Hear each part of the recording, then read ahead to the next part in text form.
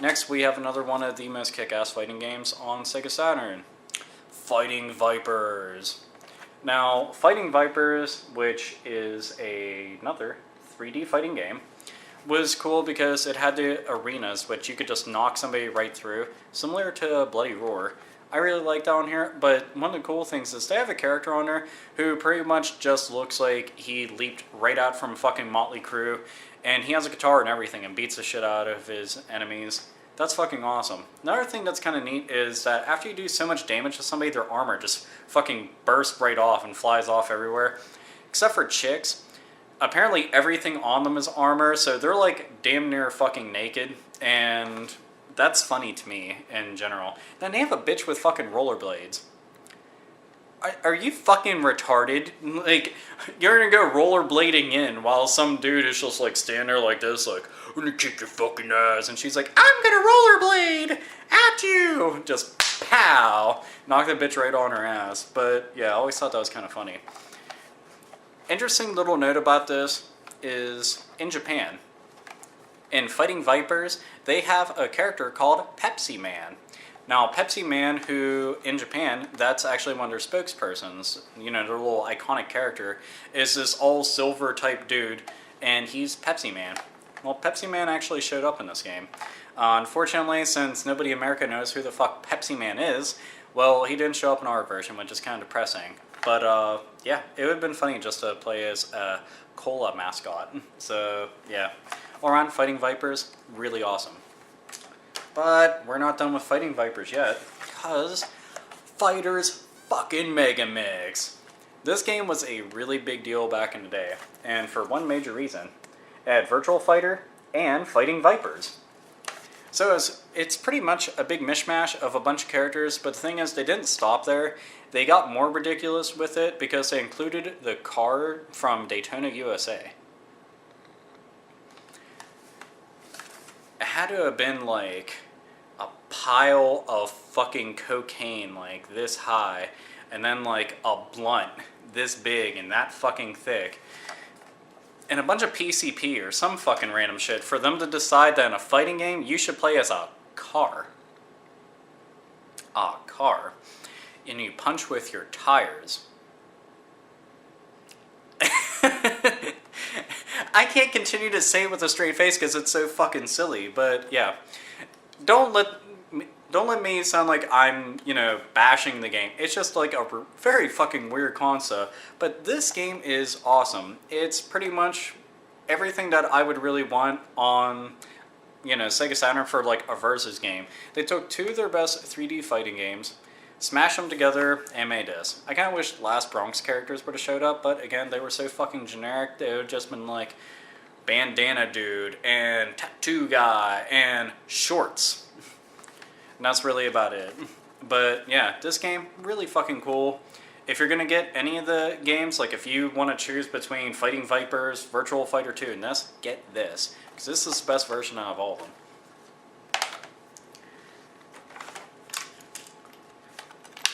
You hear that? That's a piece of the case that's actually broken. As a matter of fact, it's hanging out right there. As a matter of fact, that's one thing I'll go over real quick. Because, see, Sega Saturn games, they are notorious for one major thing. They are not really well constructed, unfortunately. And that's kind of depressing for anybody who's trying to get the game whole.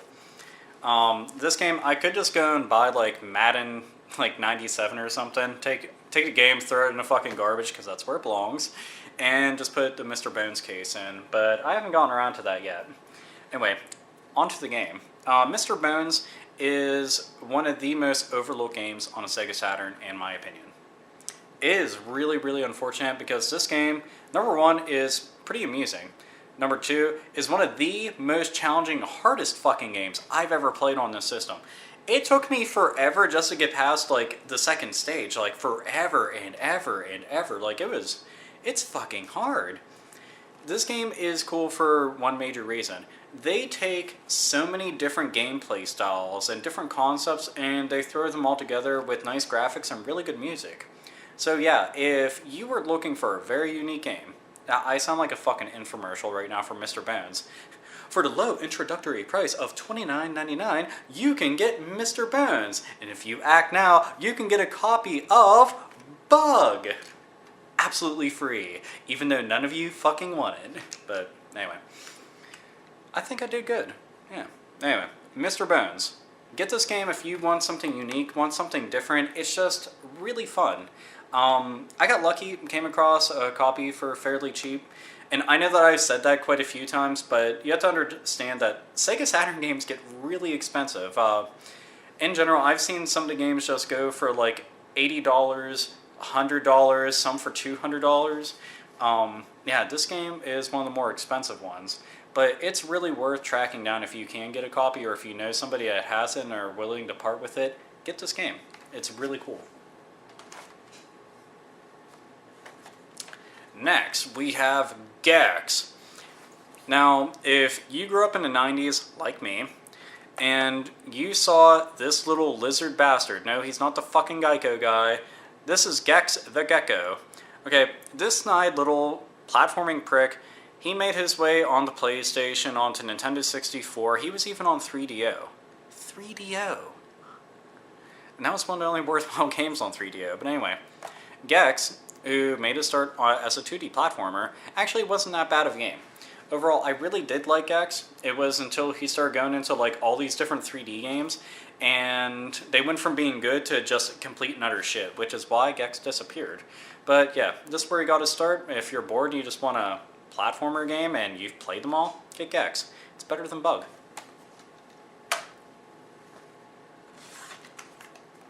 Next we have Enemy Zero.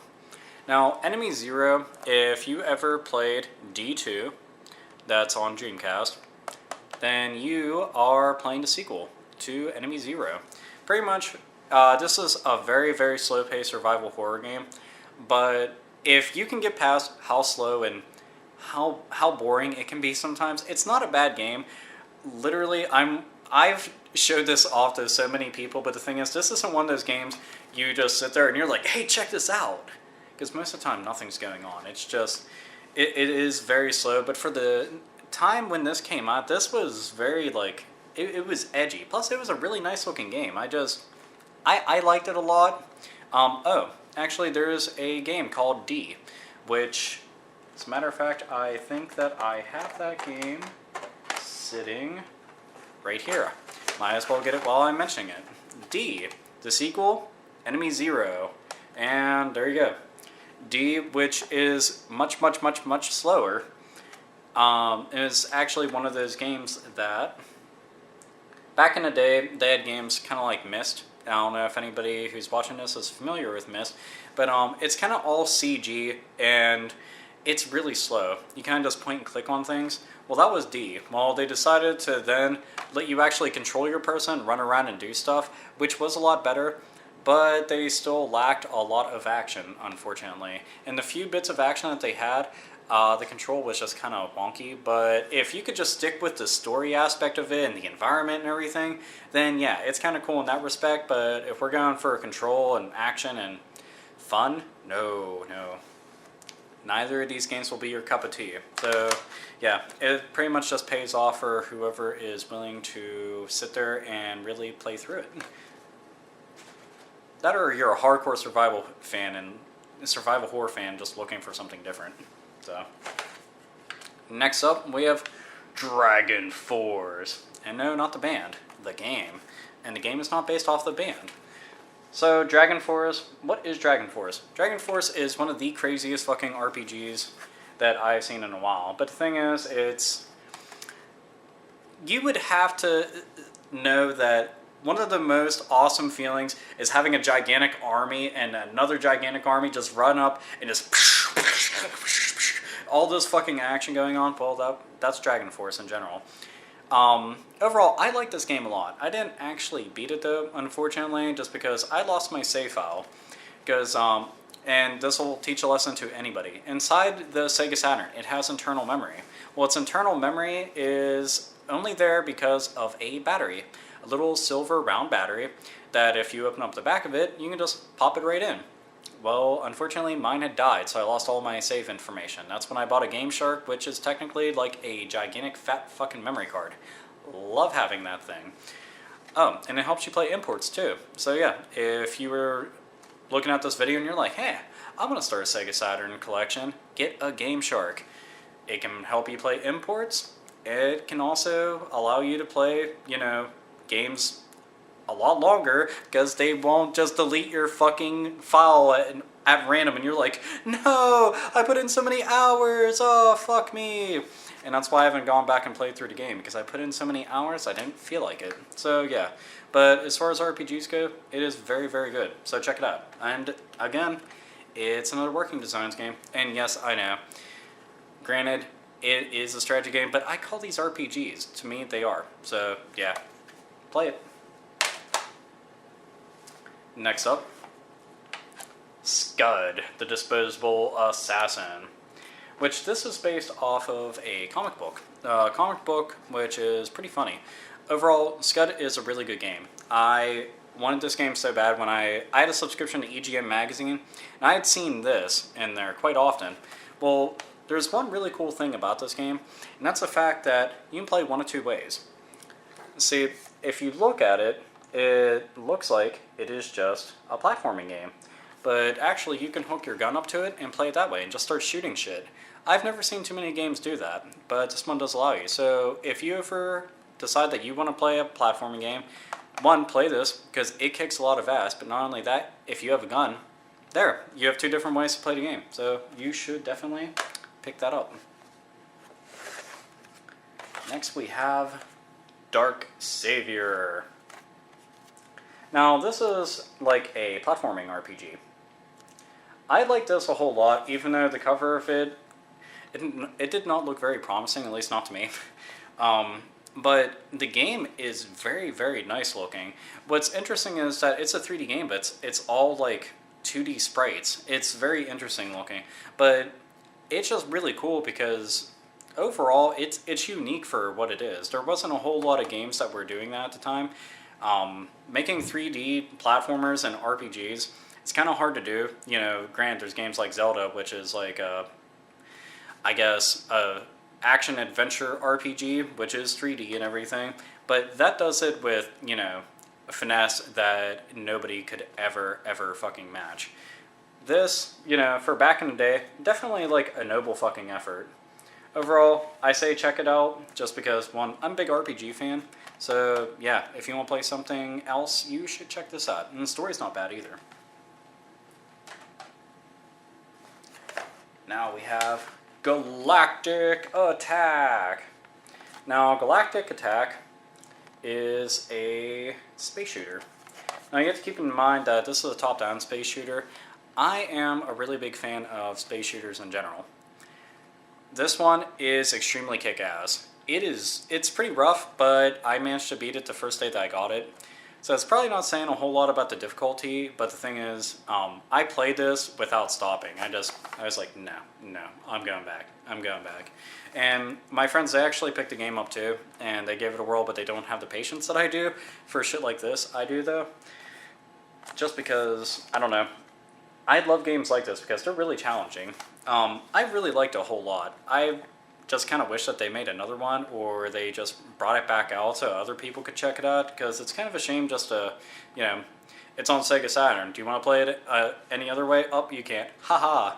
So yeah, if you want to play any kind of space shooter, you know, pick it up.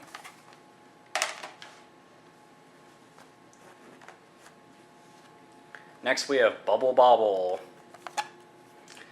and Rainbow Islands.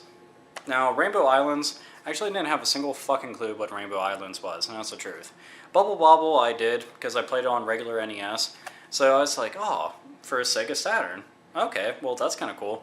I have to admit, this is probably one of the dumbest fucking covers in the entire world. Without seeing that, how would you know what the fuck this is? Like, you couldn't have a single fucking guess. You know, it's just like, okay, well, what is it? It's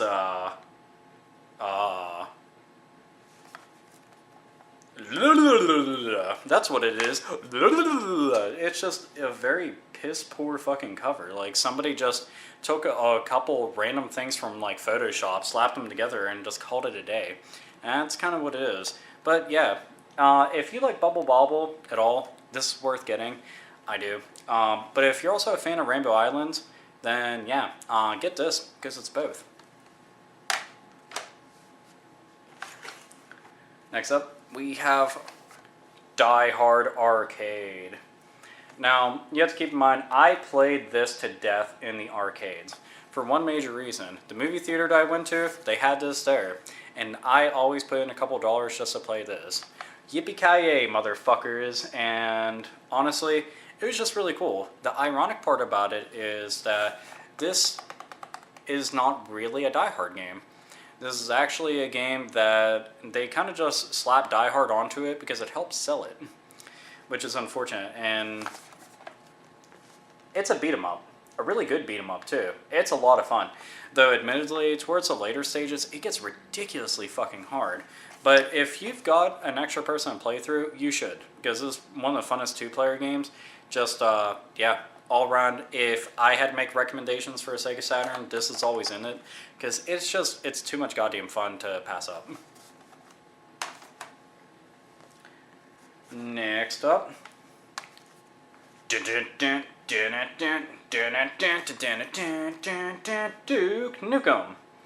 Now, Duke Nukem 3D for this was really kick-ass for one major reason. Right there. This could go online. That was really unheard of back in the 32-bit era. I mean, you know, most people back then had dial-up internet. So nobody ever thought, oh yeah, I'm going to go online with my Sega Saturn and fucking frag some people. Nah, they did not ever have that come to mind. But it was worth it if you ever got the chance to.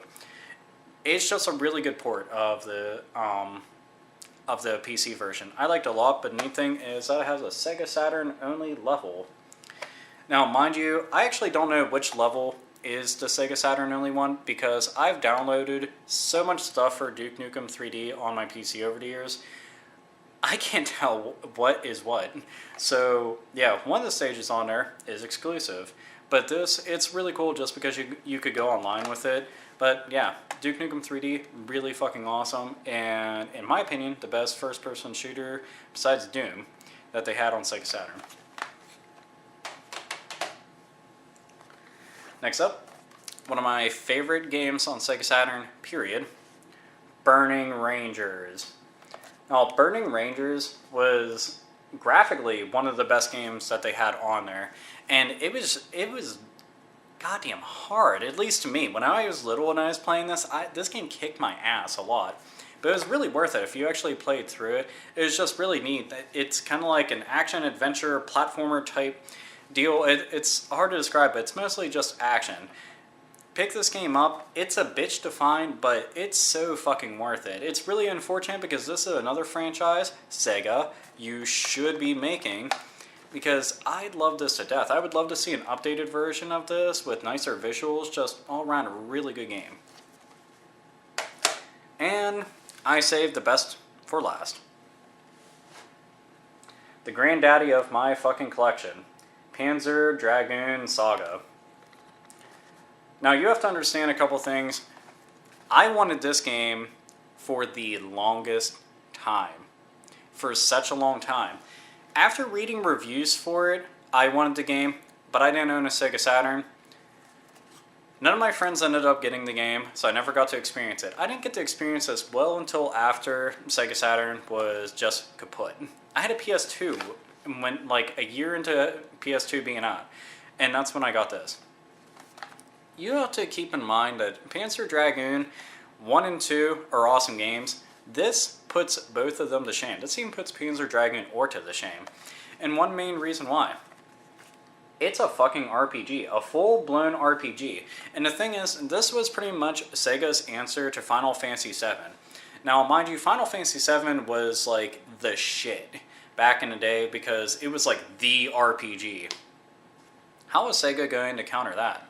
Well, they took Panzer Dragoon and made it into an RPG. A really, really good one, too. You know, and it's weird because I didn't get to play this game until well after, you know, the game just looks like utter crap. Well, going back and playing it, it actually looks really nice. I mean, if you're one of those people that's like a graphics hound, you look at something, you're like, oh my god, it's so ugly, blah, blah, blah. But this, I know what the hardware it's running on. The Saturn wasn't like a big 3D powerhouse, and that's what this game is. That's all it is 3D. It did it very, very well.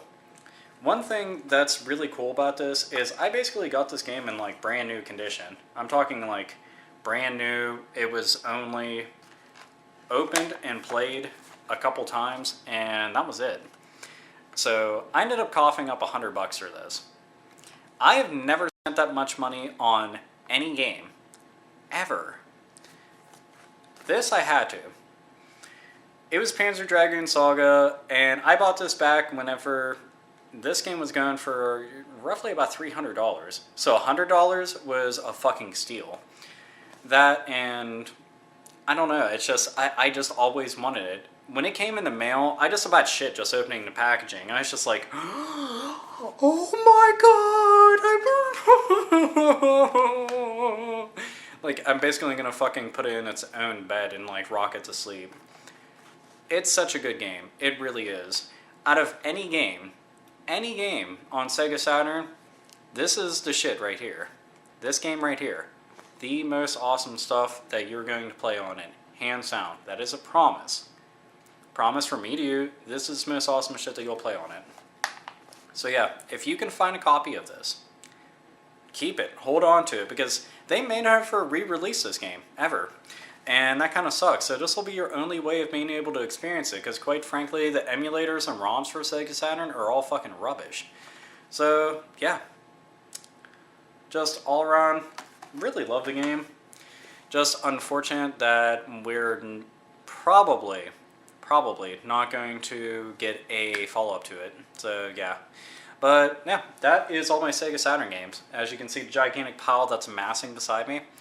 I hope that you guys liked looking at them. This is everything that I've accumulated over the course of like 10 plus years. So the Sega Saturn in general had a lot of really great titles. Unfortunately, many were overlooked just because the PlayStation and Nintendo 64, both of those were out and kind of just overshadowed the Sega Saturn. And the thing is, if you are really into the Saturn, try to import as many games as you can, because there is a lot of really great titles that came out of Japan and they never came to America. They didn't go to Europe or anywhere like that, which is unfortunate because they were such great games. But many of them, you don't need to read Japanese to know how to play them. Like the fighting games, for instance, there's a lot of really good ones. There's some more Mega Man games there. You know, games like you don't really need to know Japanese to be able to play it. Castlevania Symphony of Night, that's another one of the titles that I've actually been wanting to get myself, just because it has exclusive areas, bosses, monsters, items, familiars, everything. In that version that never showed up in the PS1 version or the version that they put on the Xbox Live Arcade. Hell, not even on the PSP version. So yeah, in general, Sega Saturn, just really cool. If you are serious about collecting for it, there's going to be two main things that you're going to need for collecting for Sega Saturn. Patience and money. Sega Saturn is not a cheap system to get games for. I took my time with it. I bought games when I found them for cheap. You know, some of them, like this, I just wasn't going to find for cheap, and I didn't want to keep putting it off because I want to play the game. So that's why I was willing to part with that much money to have it. You know, it's a very rare occasion that I'm going to be willing to basically cough up that much dough for something. But the end result is I was really happy, and it entertained me. I beat it. I enjoyed the living hell out of it. And, you know, to a lot of gamers, that's all that we want. It's entertainment. It made us happy.